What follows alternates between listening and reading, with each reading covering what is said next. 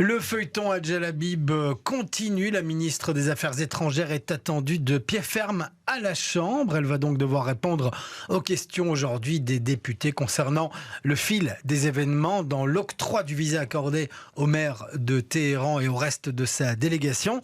Et le moins que l'on puisse dire, Anaïs Corbin, c'est qu'elle est attendue au tournant.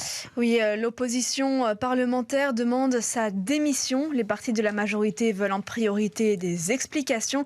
Adjel Habib sera questionnée et interpellée notamment sur le rôle exact de l'OCAM à ses côtés. Elle devra détailler la chronologie des événements ou encore le niveau de son implication. Il se dit aussi dans le journal Le Soir que la NVA pourrait déposer une motion de défiance à son encontre si le parti juge les commentaires de la ministre insatisfaisants. Si c'est le cas, tout le monde devrait alors voter dans les 48 heures. La députée fédérale MR Marie-Christine Marguem défend la ministre. C'était ce matin dans Bonjour Bruxelles. Cette délégation iranienne est venue surtout parce qu'elle a été invitée de manière insistante par la région Bruxelles-Capitale et par le bourgmestre de Bruxelles. Donc il faut quand même remettre les choses à leur place. Ce n'est pas du tout la ministre des Affaires étrangères qui est à la manœuvre. Mais c'est elle qui a la compétence de délivrer ou pas des visas. Si oui, on estime que la délégation ne devait pas être là, elle pouvait dire non, je ne souhaite pas délivrer ces visas. Je vous laisse à vos affirmations.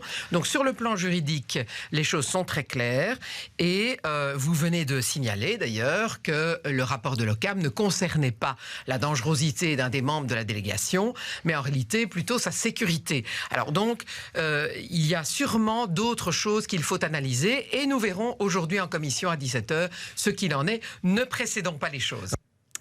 Et chaque jour qui passe, Anaïs amène son lot de révélations et cette fois elle concerne l'OCAM, l'organe de coordination de la menace. Toujours selon le journal Le Soir, l'avis de l'OCAM aurait été demandé après la délivrance des visas, soit le 9 juin, alors que les 14 visas de la délégation iranienne ont été délivrés la veille, le 8 juin, par l'ambassade de Belgique à Téhéran. De plus, à part le maire de Téhéran, les 13 autres Iraniens n'auraient pas reçu d'avis de l'OCAM malgré les risques qu'ils représentaient. Ils sont soupçonnés de surveillance et d'espionnage d'opposants iraniens lors du congrès. En fait, cet avis de l'OCAM ne portait que sur la sécurité du maire de Téhéran face à une menace extrémiste ou terroriste et non pas sur un danger de la venue de cette délégation pour la population ou les opposants au régime résidant en Belgique. Dans son avis, l'OCAM rappelle que Ali Reza Zakani, le maire donc de Téhéran, a fait partie de la milice paramilitaire du régime.